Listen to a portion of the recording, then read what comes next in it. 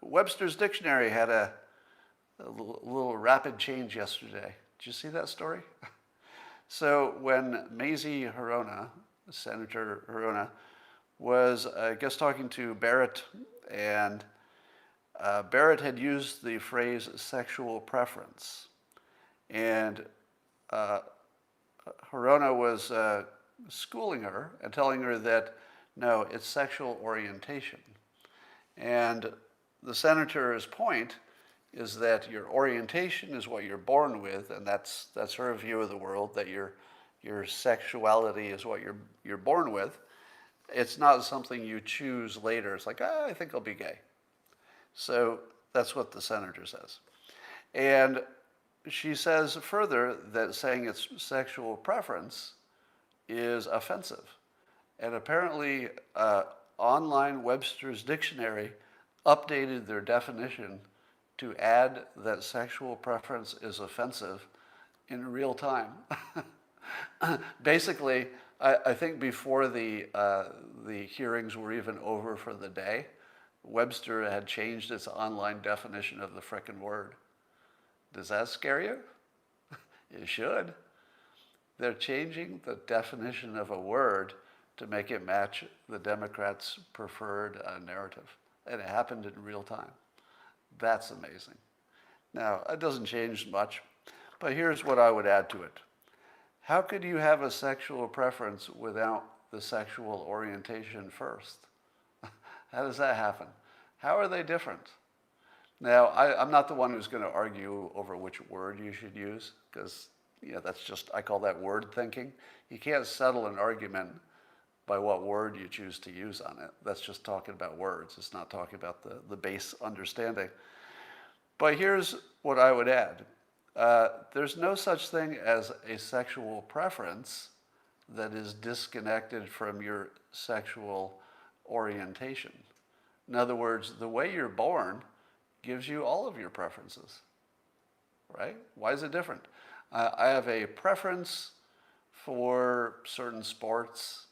I have a preference for certain foods. I have preferences for certain colors. Pretty much all of them I was born with, I think, because I had them when I was little.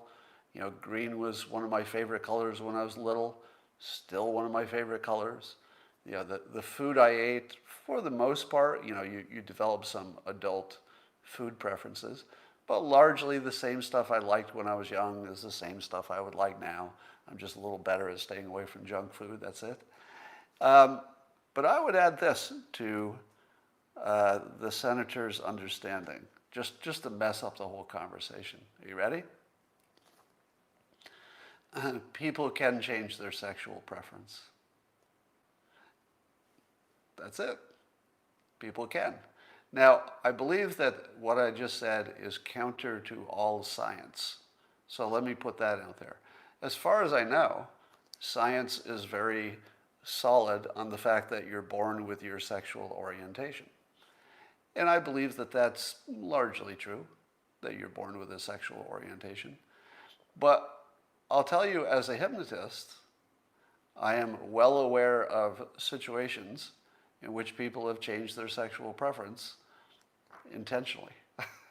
In other words, they just wanted to see if they could program themselves to have a different sexual preference, and they succeeded.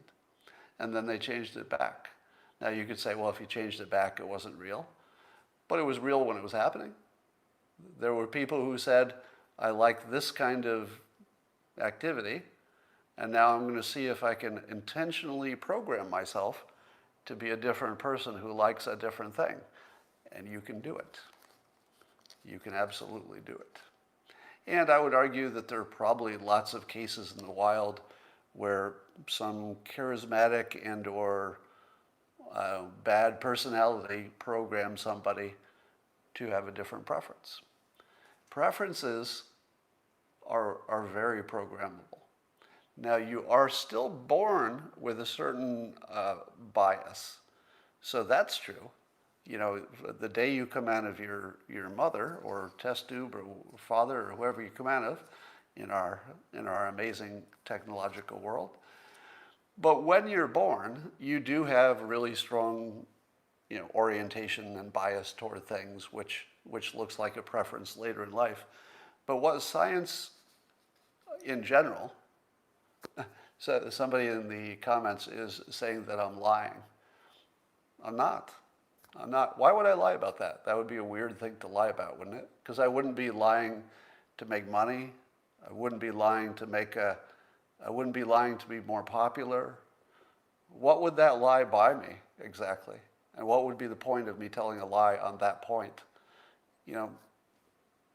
I don't think there would be any point to it. So anybody who is born with a certain orientation and nobody tries to influence it and they don't try to change it, probably their preference and their orientation become exactly the same. But I'm just telling you that human beings can be reprogrammed way more than you think. Way, way, way more than you think. Now, I'm uncertain whether your life experience can change those preferences. I would think so, in extreme cases. Probably in extreme cases, it could change your preference, but I don't think it happens often.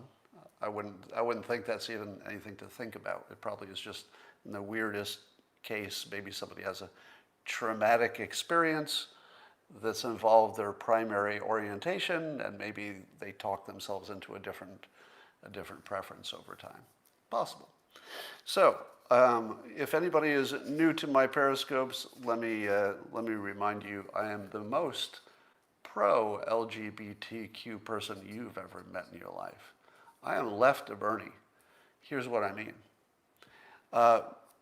A conservative might say that they have problems with LGBTQ people or problems with what rights they have or something, right? You can imagine there are people on the right who've got problems with that community. So I'm not in that group.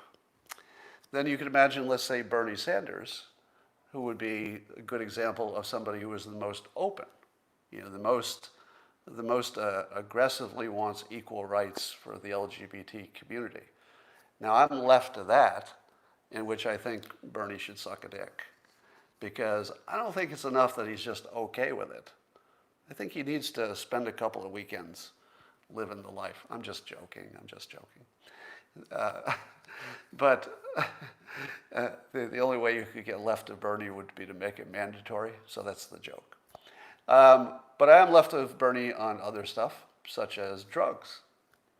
Bernie would legalize marijuana, so would I, but I would go further. I would legalize mushrooms, maybe some other stuff. And if you're over 80, I would say you could do whatever drugs you want. Because you're over 80, damn it, do whatever you want.